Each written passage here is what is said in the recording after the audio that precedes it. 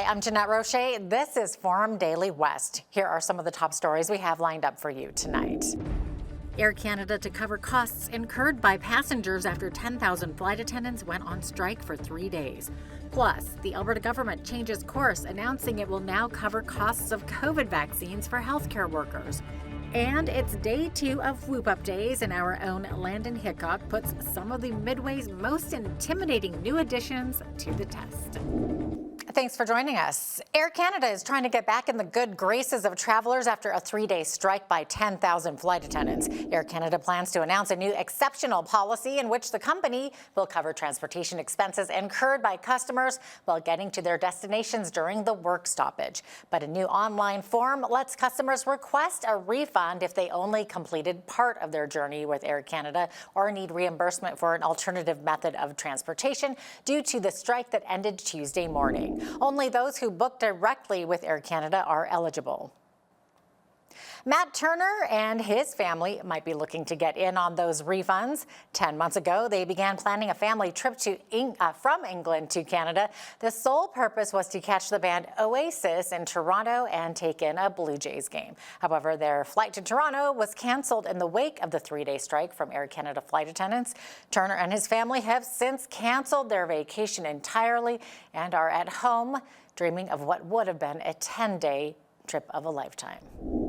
We got 4 or 5 different hotels in that time, and the plan was to pick the car up and then just do a little bit of a tour of the area, see some of the sights, see Niagara, and then we've obviously got the Oasis concert on the Monday planned, along with tickets to watch the Blue Jays, the baseball as well.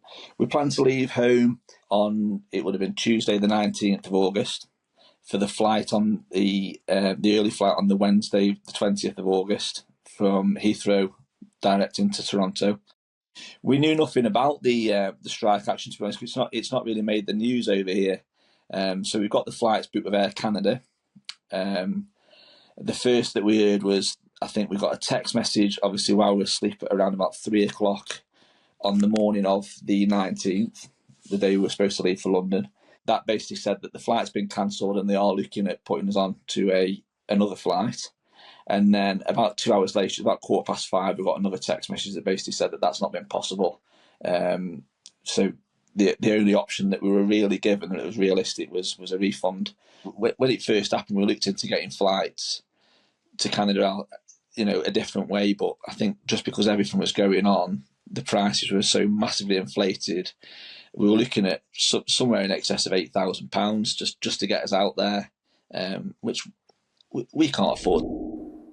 And to make things even more painful, because they bought their Oasis tickets and Blue Jays tickets with a British credit card, Ticketmaster has told them they can't resell those tickets and there is no refund. What a shame. A meeting between Canada Post and the union representing 55,000 postal workers was scheduled for Wednesday. The contract talks come after postal workers rejected the company's latest offer that would have included wage hikes of around 13% over 4 years and added part-timers. Canada Post wants a formal response from the union on those proposals. It has warned that the Postal Service is bleeding millions of dollars in business daily tied to uncertainty around collective bargaining. Just days after winning back a seat in the Commons, Conservative leader Pierre Poilievre is laying out his party's plan for the fall session of Parliament, and that plan includes being tough on crime. Speaking in Surrey, British Columbia, Poilievre says extortion, especially in South Asian communities, has exploded into one of the fastest-growing crimes in Canada. He says families have been shot at, firebombed, and intimidated while the Liberals do nothing. We're calling on the government to immediately list the Bishnoi gang as a terrorist organization. The Bishnoi gang has been terrorizing communities, shooting up neighborhoods, extorting our people, and taking the money out of our country. There's evidence now that their violence is linked to terror and to political motivations. This is why numerous mayors and premiers, including Mayor Patrick Brown from Brampton, have called for this group to be listed as a terrorist body. Doing so would allow police to arrest anyone who raises money, organizes, plans, does logistics or recruitment, and put those people in jail, or if they are non-Canadians, kick them out of this country. Poilievre is also calling on the federal Liberal government to restore and strengthen mandatory jail time so extortionists face real consequences.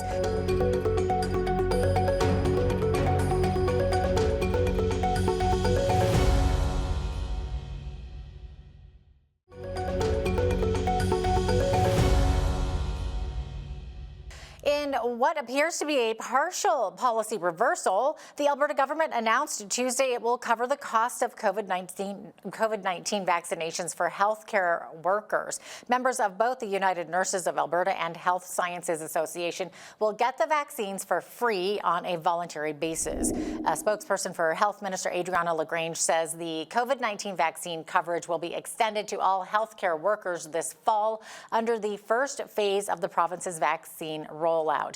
The change comes 2 months after the government said most Albertans, including health workers, would have to pay for COVID-19 shots this season. Public health experts and healthcare unions called it irresponsible to force frontline workers to pay for protection in the workplace.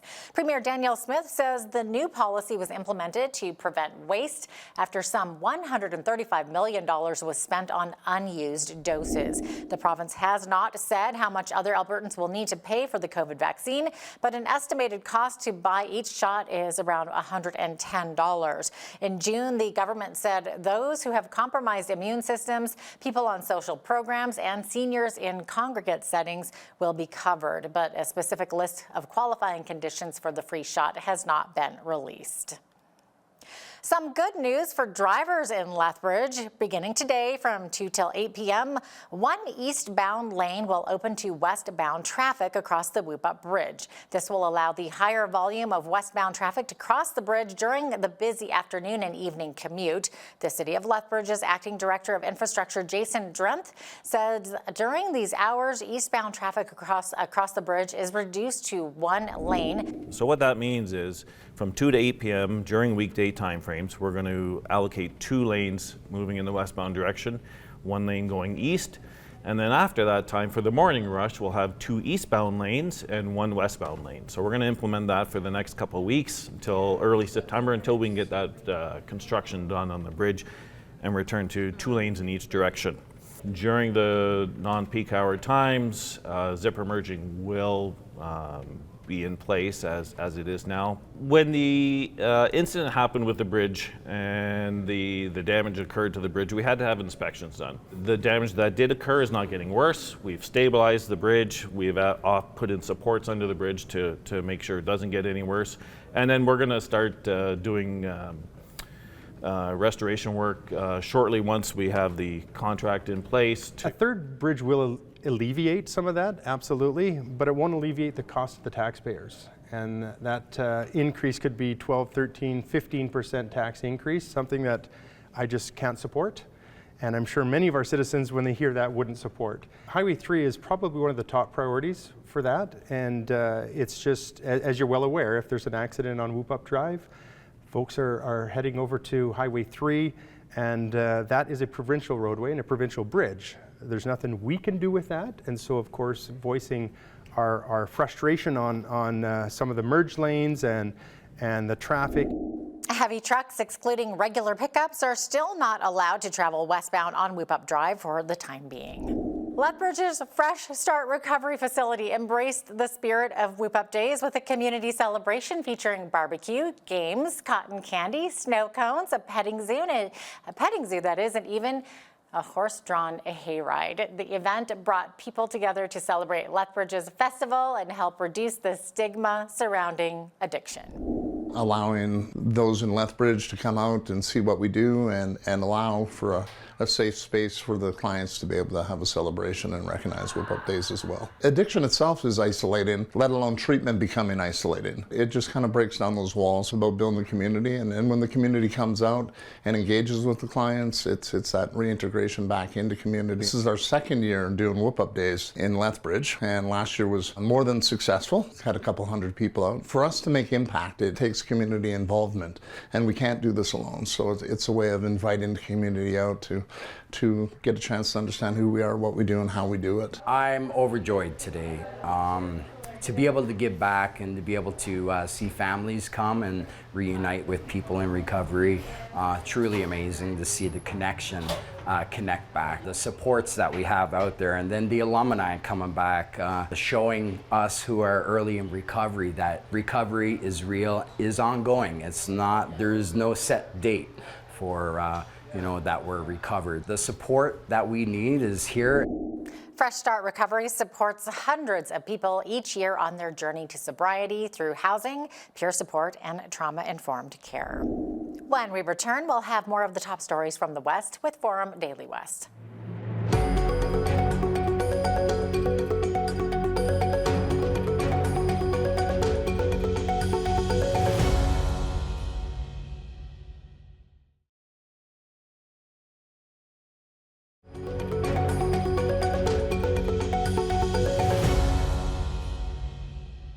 We are into day 2 of Whoop Up Days, and as it does every year, the Midway features some thrilling amusement rides. But this year, there are a couple of new intimidating additions. Our BCN reporter, Landon Hickok, is at the Lethbridge and District Exhibition Grounds to check out these new features for himself. Landon?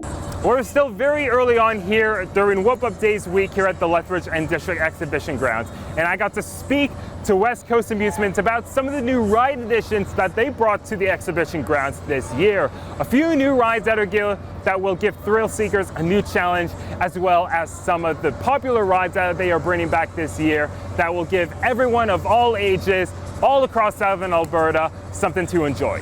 Yeah, well, we're super excited to be here at Whoop Up Days. We love the community of Lethbridge.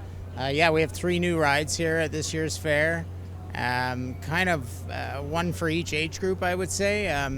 Starting with, we brought in a new dragon coaster. Our other dragon coaster was so popular, we ended up buying a bigger, kind of new and improved model. Super smooth, gives you a little bit longer of a ride cycle. So it's really good for children of all ages, we like to say. And then we have a F5, we call it. It's a pendulum style claw type ride. It goes 120 degrees in the air. So it's a ride where it gives you a really good thrill, but maybe you don't want to go upside down. It doesn't go upside down. Now this ride behind me is Chaos. It is a pendulum swing ride that goes 360 degrees over, as you can see, and it rotates over 3 axles. This ride is especially made for those thrill seekers, those coming back to Whoop Up Days year over year, but also wanting to try find new experiences. West Coast Amusements say they are proud and excited to bring this ride and 2 more others to Whoop Up Days this week. I'm gonna go give it a try, and I'm gonna tell you guys how it is, and hopefully I'm gonna do this as nonchalantly as I possibly can with no guarantees.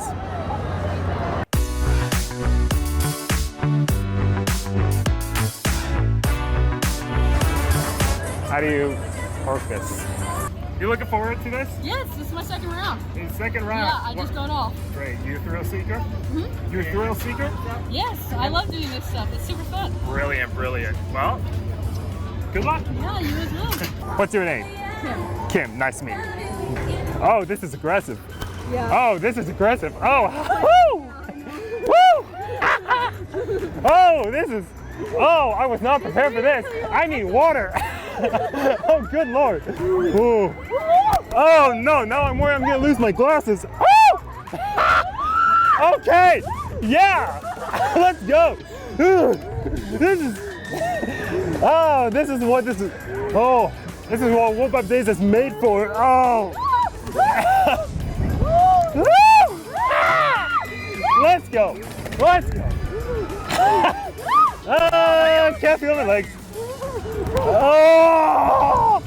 Oh my God! Okay, I'm getting real dizzy now. All right. We are golden. We're great. Great. How are you feeling, Kim? Good. You're good. Hey. Did you feel like you didn't pass out on the We made it. And I didn't lose my glasses. We made it. Well, good job, Kim. She feels like she's Can barely feel my legs.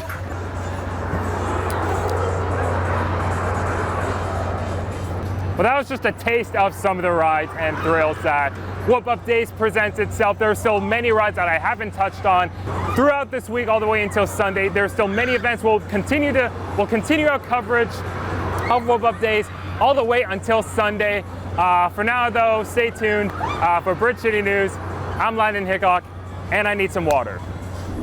Oh my gosh, Landon, I think I need some water just watching that too.